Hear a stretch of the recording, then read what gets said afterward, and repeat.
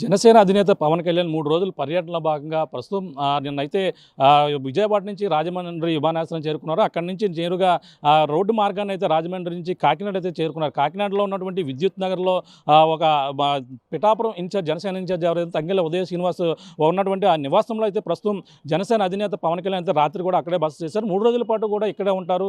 ఇక్కడ ఉండి పలు నియోజకవర్గంలో ఉన్నటువంటి నాయకులతో కూడా సమావేశం అయ్యేందుకు కూడా అన్ని ఏర్పాట్లు కూడా చేస్తారు. ప్రస్తుతం మనం ఉన్నటువంటి ప్రాంతం ఇక్కడే జనసేన అధినేత పవన్ కళ్యాణ్ ఇదే నివాసంలో ప్రస్తుతం రాత్రి నిన్న రాజమండ్రి నుంచి నేరుగా కాకినాడ వచ్చారు. కాకినాడ నుంచి వచ్చి కాకినాడలో ఉన్నటువంటి విద్యుత్ నగర్లో ఉన్న ఈ జనసేన పిఠాపురం ఇన్ఛార్జ్ ఎవరైతే తంగెళ్ళ ఉదయ శ్రీనివాస్ నివాసంలో ఇప్పుడంతా కూడా సమావేశం అవుతున్నారు. ఇక్కడే ప్రధానంగా ఈరోజు రేపు ఎల్లుండి 3 రోజుల పాటు కూడా ఇక్కడ నుండే పవన్ కళ్యాణ్ అయితే సమావేశాలు సభలు అన్నీ కూడా నిర్వహిస్తున్నటువంటి పరిస్థితి. దీని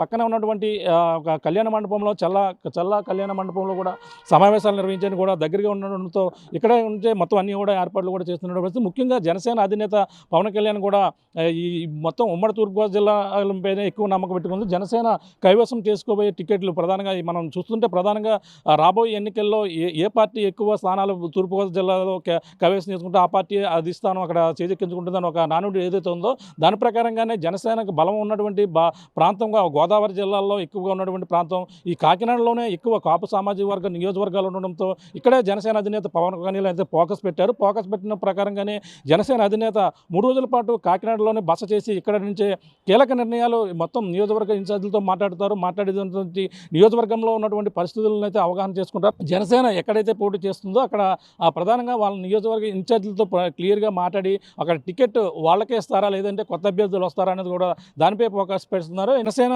ఆశావాహులు ఎవరైతే ఉన్నారో వాళ్ళకి టికెట్ రాని పక్షంలో టీడీపీకి వస్తుంటే ఏ విధంగా ముందుకెళ్ళాలి, మీకు సముచిత స్థానం కల్పించేందుకు అన్ని విధాలుగా మీ వెంట ఉంటామంటూ భరోసా ఇచ్చేందుకు కూడా పవన్ కళ్యాణ్ పాములు కదుపుతున్న పరిస్థితి ప్రధానంగా ఉంది. ముఖ్యంగా జనసేన అధినేత పవన్ కళ్యాణ్ 3 రోజులు జరుగుతున్నటువంటి పరిణామాలన్నీ కూడా 3 రోజుల పాటు ఎటువంటి పరిణామాలు కూడా కీలక నిర్ణయంగా చెప్పవచ్చు. ఎందుకంటే ఈ నియోజకవర్గ ఇన్ఛార్జీలతో మాట్లాడిన తర్వాత వాళ్ళ యొక్క ఈ పరిస్థితులు ఏ విధంగా ఉన్నాయి, వాళ్ళతో సమన్వయంతో జనసేన టీడీపీ పొత్తులో అధికారమే ధ్యేయంగా ఏ విధంగా ముందుకెళ్ళాలి దానిపై ఉన్న నేపథ్యంలో జనసేన అధినేత పవన్ కళ్యాణ్ తీసుకున్న నిర్ణయంతో పాటు చంద్రబాబు తీసుకున్న నిర్ణయాలు కూడా అందరూ కూడా కట్టుబడి పని చేయాలంటూ వాళ్ళందరూ కూడా ఇప్పుడు ఉన్నటువంటి విడివిడిగా సమావేశం అవుతారట. సమావేశం అయిన తర్వాత అందరితో కలిపి మళ్ళీ నియోజకవర్గ ఇన్ఛార్జీలతో సమావేశం అయ్యే అవకాశం అయితే ఎక్కువగా కనపడుతున్నాయి. ప్రస్తుతం ఈ కాకినాడలో ఉన్నటువంటి ఈ యొక్క నివాసంలో ఉండి 3 రోజులు కూడా పవన్ కళ్యాణ్ కీలక సమావేశాలు అయితే చేసేందుకు కూడా అన్ని ఏర్పాట్లు కూడా చేసిన పరిస్థితి ప్రధానంగా కనపడుతుందని చెప్పవచ్చు. మరిన్ని వీడియోస్ కోసం ఛానల్ ని సబ్స్క్రైబ్ చేయండి, లేటెస్ట్ అప్డేట్స్ కోసం వాట్సాప్ ఛానల్ ని ఫాలో చేయండి అండ్ లింక్